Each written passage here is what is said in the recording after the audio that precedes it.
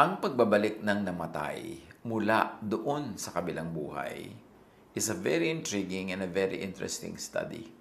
At sa Bible, maraming examples ng mga sinasabing namatay tapos nabuhay muli. Isa yan sa mga pag-aaralan natin sa ating series na hindi naman kailangan laging sunod-sunod at duktong-duktong, pero meron tayong gagawing series ng pag-aaral tungkol sa mga taong namatay at nabuhay muli. Ang series na ito ay tinawag nating Siya'y Umalis, Siya'y Bumalik series. At ngayon, ang particular study natin under this series, ang pamagat, Rich Nanay, Poor Nanay. Ating balikan ang kasaysayan ng the rich Shunammite nanay and her son. Isang yayamanin na nanay taga Shunem at ang kanyang anak na namatay at bumalik sa buhay. 2 Kings 4, 8-17. One day Elisha the prophet went to Shunem, and a well-to-do woman was there, who urged him to stay for a meal. So, isang kain, isang imbitasyon nitong mayamang babae para sa propeta at lingkod ng Diyos. Kasi hindi taga doon ang propeta, wala namang mga restaurants. So, inimbita nitong yayamanin na nanay from Shunem, itong si Elisha, to have a meal in her house. So whenever he came by, he stopped there to eat. Naging meals, naging sunod-sunod na tuwing nandun siya ay pinapakain ng mayamang babaeng ito. She said to her husband, I know that this man who often comes our way is a holy man of God. Let's make a small room on the roof and put in a bed and a table, a chair and a lamp for him. Then he can stay there whenever he comes to us. Makikita natin dito the recognition by the woman that Elisha was a holy man of God.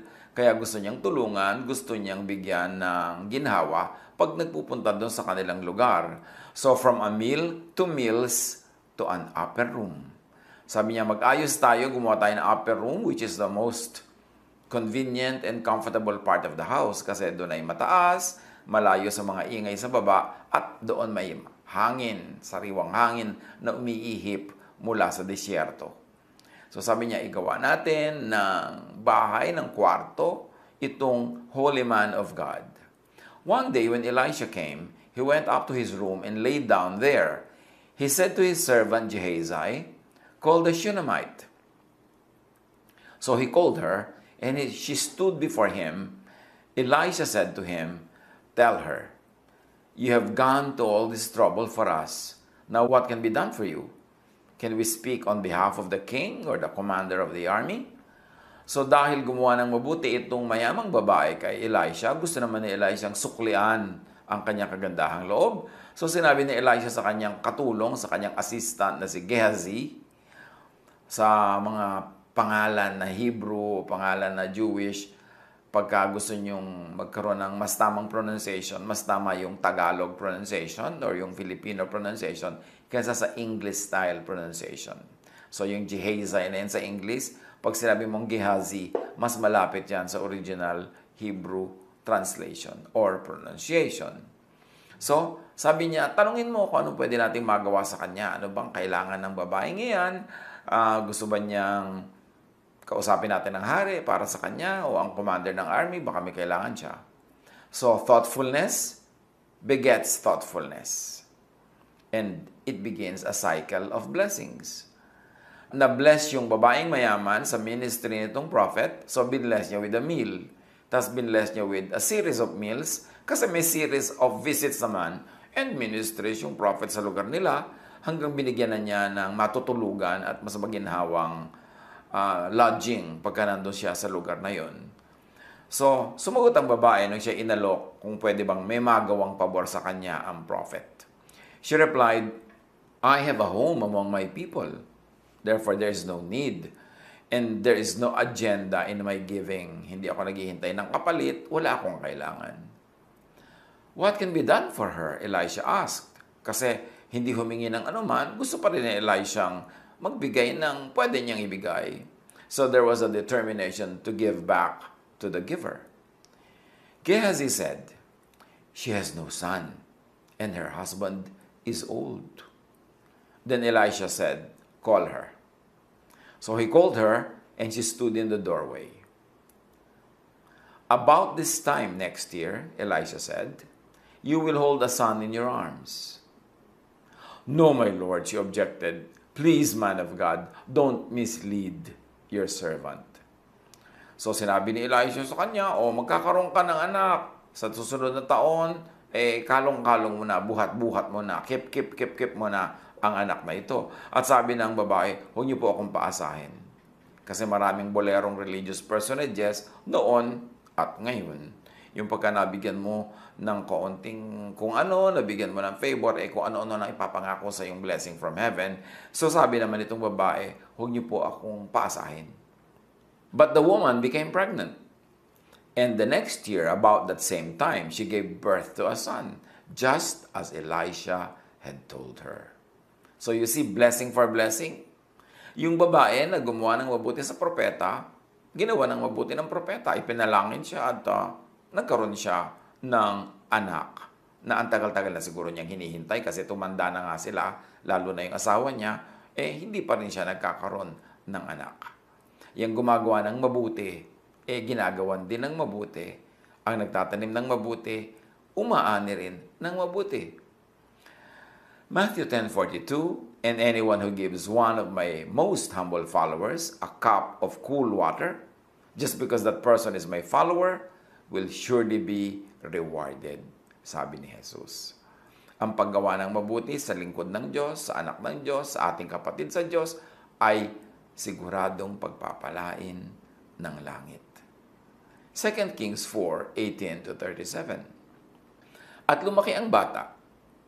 Isang araw, sumunod ito sa kanyang ama kasama ng iba pang gumagapa sa bukid. Bigla na lamang dumaing ang bata na masakit ang kanyang ulo. Sinabi ng ama sa isang katulong, 'Iuwi mo na siya sa kanyang ina.' Sumunod naman ang inutusan at inilagay ang bata sa kandungan ng ina nito. Ngunit nang magtatanghaling tapat, namatay ang bata. Ang bangkay ay pinasok ng ina sa silid ni Eliseo. Inilagay niya ito sa higaan, isinara ang pinto, at dali-daling lumabas. Biglang namatay ang bata. Yung napakatagal na hinintay na bata, ngayon ay biglang namatay. So inilagay ito ng babae sa higaan ng propeta. The prophet's bed, why? Was it a sacred space? What was it about the prophet's bed na doon inilagay? At marami kasing healing sa Bible in certain spots and places. Could this be one of those special spots? Tinawag niya ang kanyang asawa at sinabi, "Madali ka, pagayakin mo ang isang utusan at ipahanda ang isang asnong masasakyan ko.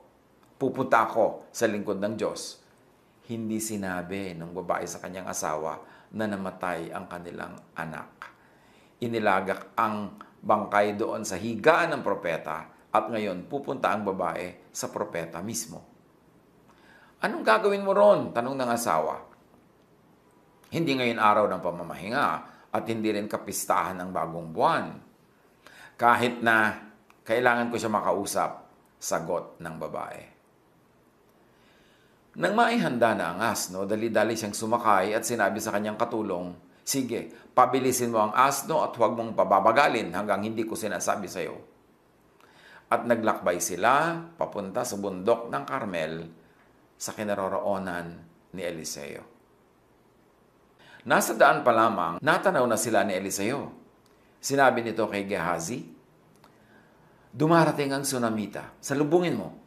Kamustahin mo siya, ang kanyang asawa at ang kanyang anak." Nang kumustahin ni Gehazi, sumagot ang babae, "Mabuti po." Paglapit niya kay Eliseo, nagpatira pa ang babae at hinawakan ang paa ni Eliseo. Itutulak sana ang palayo ni Gehazi ang babae, ngunit sinabi ni Eliseo, "Pabayaan mo siya. Tiyak na may malaki siyang problema. Hindi pa lang ipinapaalam sa akin ni Yahweh." Sinabi ng babae, "Humingi ba ako sa inyo ng anak? Hindi ba sinabi kong huwag na ninyo akong paasahin?" Nilingon ni Eliseo si Gehazi at sinabi, Magbalabal ka, dalhin mo ang aking tungkod at tumakbo ka. Kapag may nakasalubong ka sa daan, huwag mong batiin. Kapag may bumati sa iyo, huwag mong papansinin. Tumuloy ka sa bahay nila at ipatong mo ang tungkod sa mukha ng bata. So na-realize agad ng prophet kung ano ang problema matapos na magpatira pa yung babae at nakipag-usap sa kanya. So inutusan ng kanyang katulong na yung tungkod niya, remember yung bed niya special, ngayon yung tungkod niya dalin doon sa bata at ipatong sa mukha. Sinabi ng Sunamita, saksi si Yahweh, ang Diyos na buhay, at hanggat buhay ka, hindi ako aalis nang hindi ka kasama. So hindi kontento yung nanay na yung katulong lang ang pupunta at dala ang tungkod ng propeta. Sabi niya, kailangang sumama kayo sa akin. Pagkasabi nito ay lumakad siyang papalabas ng bahay, kaya tumindig na si Eliseo at sumunod sa kanya. Samantala, nauna si Gehazi sa bahay ng Sunamita at ipinatong sa bangkay ng bata ang tungkod ni Eliseo. Ngunit walang palatandaang ito'y mabubuhay. Kaya't bumalik siya at sinalubong si Eliseo. Sinabi niya, hindi po nagising ang bata. Nagtuloy si Eliseo sa kanyang silid at nakita niya ang bangkay sa kanyang higaan. Isinara niya ang pinto at nanalangin kay Yahweh. So yung pagbabalik mula sa kamatayan nitong batang ito, ang unang ginawa ng propeta ay dasal. Dinapaan niya ang bangkay at hinawakan ang mga kamay nito. Pagkatapos, itinapat niya sa bibig at mata ng bangkay ang kanyang bibig at mata. So ang pangalawang ginawa ng propeta, bodily contact. At sa Bible, maraming healing using contact with holy persons. At unti-unting uminit ang bangkay. Tumayo si Eliseo at nagpabalik-balik sa loob ng silid. Muli niyang dinapaan ang bangkay. So there was a repeat of the bodily contact. At ang batay bumahin ng 7 beses, saka idinilat ang mga mata. Ipinatawag niya kay Gehazi ang Sunamita at nang pumasok ito, sinabi niya, kunin mo na ang iyong anak. Ang babae nagpatira pa sa paanan ni Eliseo. Pagkatapos, kinuha ang kanyang anak at dinala sa kanyang silid. So, nung una, nagpatira pa siya para humingi ng tulong sa propeta at nung natanggap na niya yung tulong, nagpatira pa siya uli. Hindi siya nakalimot magpasalamat. At ang inuna nga niya, pasalamat muna bago niya kinuha ang kanyang anak at dinala sa kanyang silid. A very interesting story ng isang bata na mayaman ang nanay, yayamanin, at ang babaeng mayaman na ito ay gumawa ng mabuti sa lingkod ng Diyos at siya ay nabiyayaan, nagkaroon ng anak, at nung namatay ang anak ay naibalik pa muli sa buhay ang anak na ito dahil ang babaeng ito ay may magandang relasyon sa Diyos at sa lingkod ng Diyos. Now, tingnan natin ang isa pang kasaysayan ng batang namatay at bumalik din. Siya'y umalis, siya'y bumalik. The poor Sarephath nanay and her son. Meron namang isang puritang nanay, kung may yayamanin na nanay, at ito taga Sarephath at yung kanyang anak. 1 Kings 17, 7-16. Sometime later, the brook dried up because there had been no rain in the land. Ang background nito, nagkaroon ng maraming taon ng taggutom kasi hindi umuulan, natuyo ang lupain, at ang propeta ay pinapunta ng Diyos sa isang lugar na kung saan mayroong ilat, mayroong maliit na sapa, at mayroon siyang supply ng tubig. Pero natuyo na rin yon. Then the word of the Lord came to him, go at once to Sarephath in the region of Sidon and stay there. I have directed a widow there to supply you with food. So here's another woman that will become a channel of blessing. So he went to Sarephath. When he came to the town gate, a widow was there gathering sticks. He called to her and asked, would you bring me a little water in a jar so I may have a drink? So una, tubig. Remember, walang tubig. Merong salot, merong taggutom, at hindi umuulan. So, kung dating precious na ang tubig in this desert country, mas higit na precious pa ngayon. Pero ang humingi, propeta, hiningi niya tubig. Bibigyan naman siya ng babae, ha? Hindi ipagkakait ng babae ang kanyang tubig dito sa lingkod ng Diyos. As she was going to get it, he called, "And bring me, please, a piece of bread." Una, tubig. Then, bread naman ang hinihingi nitong propeta. "As surely as the Lord your God lives," she replied, "I don't have any bread. Only a handful of flour in a jar and a little olive oil in a jug. I am gathering a few sticks to take home and make a meal for myself and my son, that we may eat it and die." Ganun na kagrabe ang sitwasyon nitong mag-inang ito. Dahil sa tagsalat, dahil sa crisis, wala na silang pagkain kundi isang dakot na arena, ilang patak lang ng langis at konting tubig. Humingi si Elijah, the prophet, ng tubig, bibigyan naman. Pero sinabi niya, "Bigyan mo rin akong tinapay." Sabi ng babae, "Saksi ko ang Diyos, wala kaming tinapay. Kung ano man ang meron kami, konting-konting harina lang, konting patak ng langis. Lulutuin ko ngayon, kaya ako nang kumukuha ng mga kahoy dito na pangluto, panggatong. Pagkatapos namin kainin yon, last meal na namin, wala pang ulan, wala pang tanim, wala pa kami makakain, then we will wait for our death." Elijah said to her, "Don't be afraid. Go home and do as you have said. But first make a small loaf of bread for me from what you have, and bring it to me. And then make something for yourself and your son. For this is what the Lord God of Israel says, the jar of flour will not be used up, and the jug of oil will not run out until the day the Lord sends rain on the land." So sinabi ng propeta, eto ang sabi ng Diyos, pakainin mo ako, tapos pakainin mo kayo mag-ina, at hindi mauubos ang supply ninyo hanggang hindi umuulan at bumabalik ang agriculture, bumabalik ang economy. She went away and did as Elijah had told her. Grabing faith ng babaeng ito. Huling pagkain, ipinakain pa dito sa man of God. Konti na lang natira sa kanila mag-ina. Pero nanalig siya sa sinabing, "Gawin mo ang sinabi ko, pakainin mo ako, at pagpapalain tayo ng Diyos, hindi mauubos ang supply." Ginawa nga niya. So there was food every day for Elijah and the woman and their family. So tuwing bubuksan niya yung lalagyan ng harina, meron na namang bagong harina. Yung bubuksan niya yung lalagyan ng langis, pagtanggal ng takip, meron na namang langis. At hindi naubos yun hanggang dumating ang ulan at meron na uling makakain. For the jar of flour was not used up, and the jug of oil did not run dry, in keeping with the word of the Lord spoken by Elijah. Like the rich nanay, this poor nanay did good to the prophet and gave the prophet water, bread, and shelter.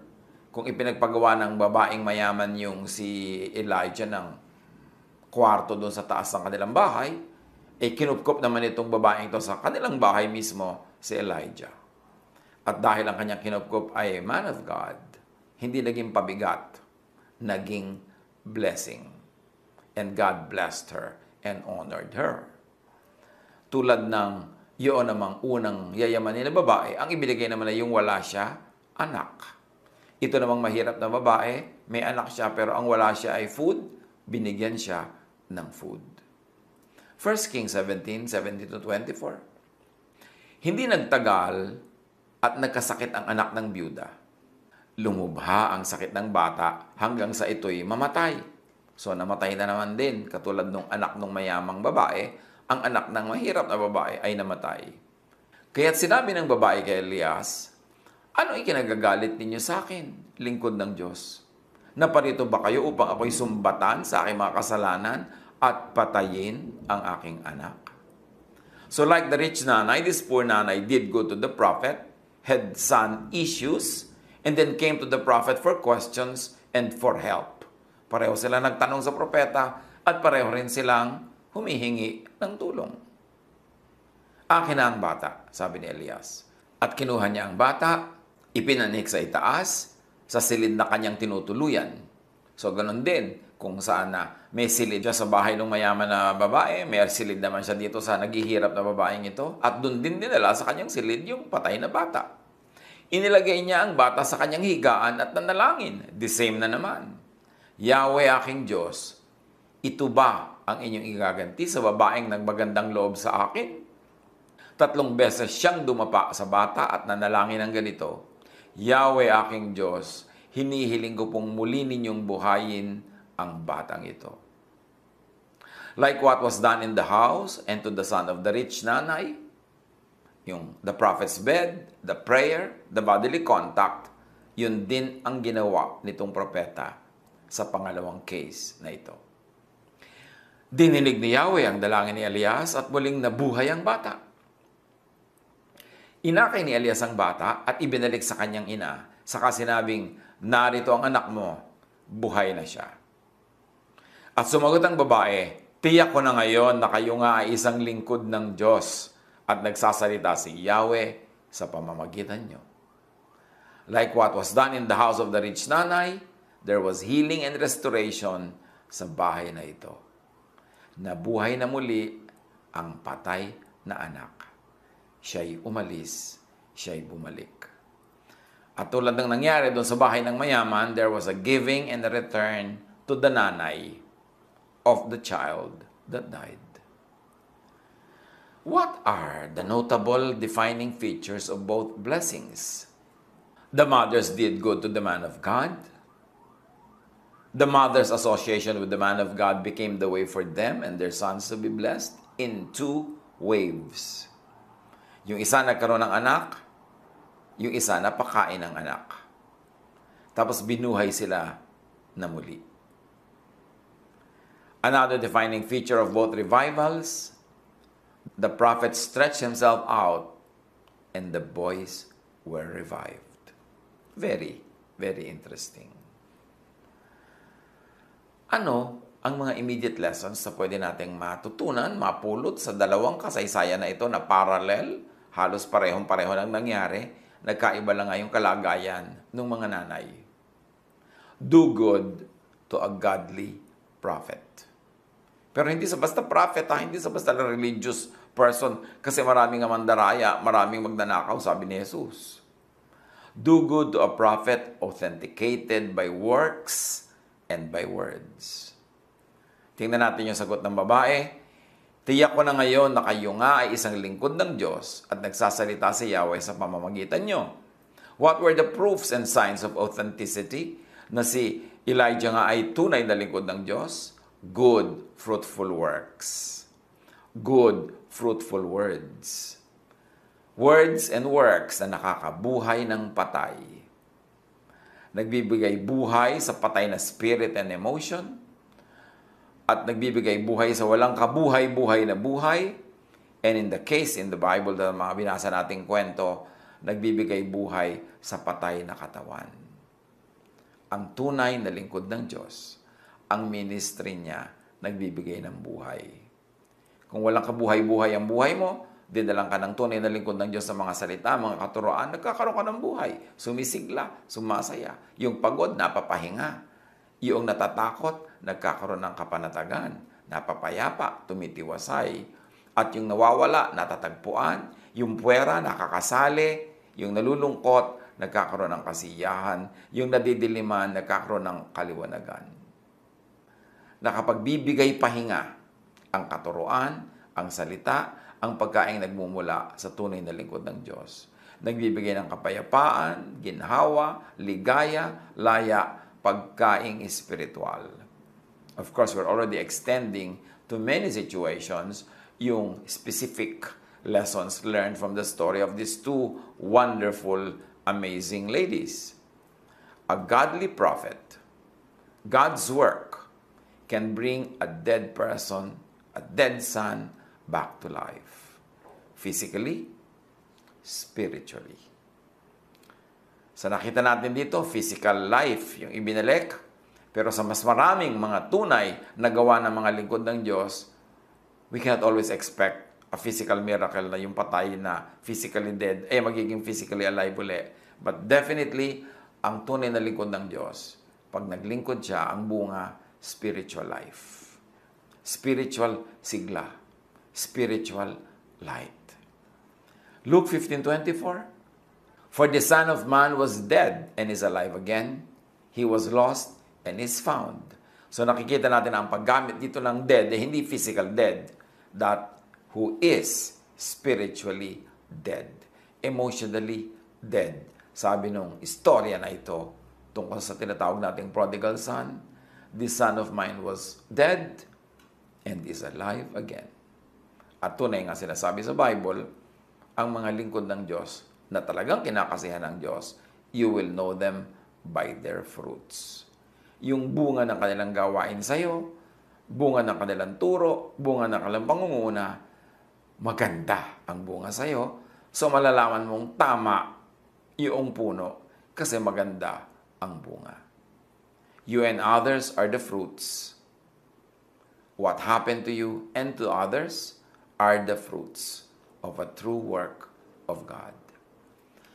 Itong rich nanay and poor nanay, pinagpala sila, pinalad, na sila ay gumawa ng mabuti sa man of God. At sila naman ay sinuklian din, both ng man of God at ng God Himself. Huwag tayong magpalampas ng pagkakataon na makatulong. Hindi lang sa mga servants of God, hindi lang sa mga prophets, kundi makatulong tayo kahit kanino. Lalong-lalo sa mga nangangailangan, kinakapos, sa mga may paghihirap, pagdurusa.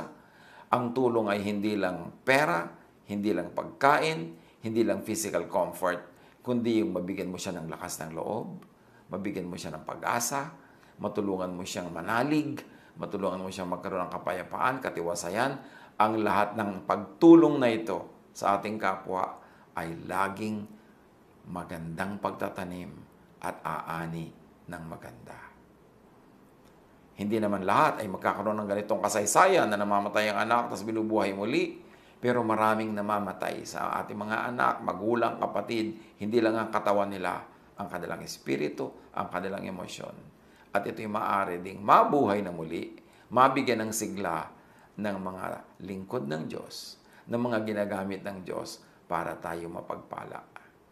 Buksan ang isip, buksan ang mata, buksan ang tainga, para maramdaman, makita, at masalo natin, mahagip, mapitas ang magagandang bungang gusto ng Diyos na ibigay sa atin. Pero unahin natin paggawa ng mabuti, paggawa ng tama, lalo sa mga nangangailangan, at lalong-lalo sa mga tunay na kinakasihan ng Diyos na naglilingkod at gumagawa para sa ikabubuti ng kapwa. Tulad ni Elisha na pupunta siya doon sa malayong bayan para magturo, para mag-pray, para paglingkuran ng mga tao doon, sinuklian ng mayamang babae ang kanyang kabutihan. Ano ang mga opportunities natin na pwede tayong gumawa ng mabuti sa ating kapwa? Suriin din natin na huwag tayong magpapauto sa mga religious leaders na nagbabait-baitan, yung pala wolves in sheep's clothing, yung pala they devour widows' houses with long prayers and showbiz religiosity. Lagi tayong maghanap ng pagkakataon na tumulong sa kapwa. Kasi hindi naman natin alam kung kailan tayo man ay mangangailangan ng tulong. Always begin a cycle of giving that ends in receiving. Always be willing, ready, and able to be helpful to people, lalo kung match naman ng kakayanan natin ang kanilang pangangailangan. Laging magtanim para umani. At kahit na hindi tayo nag-iisip na aani, babawi, tulad ng rich woman, ganun pa rin ang mangyayari. Because God runs the universe in perfect balance. What you give away is what you keep. So patuloy tayong mamunga ng maraming mabubuting gawa at ito man ay nagpapabalik-balik na magiging bunga uli para sa atin, para sa ating kapwa. At anuman ang ating mga mahihigpit na pangangailangan, tulad ng dalawang babaeng ito, namatay ang kanilang anak, mahigpit na pangangailangan yon. Huwag tayong mag-atubiling manalangin, magpadasal sa mga malalapit sa Diyos, at huwag tayong mag-atubiling humingi sa Diyos. Dahil ang Diyos naman ay hindi nagkukulang sa kabutihan sa atin. Hindi lagi na yung eksaktong hinihingi natin ay binibigay, pero makatitiyak tayong ang ibibigay, hindi man yun ang ating hinihingi, yung pinakamabuti para sa atin. Pag-isip-isipan ang application sa buhay ng napakagandang mga kwentong ito. God bless us all.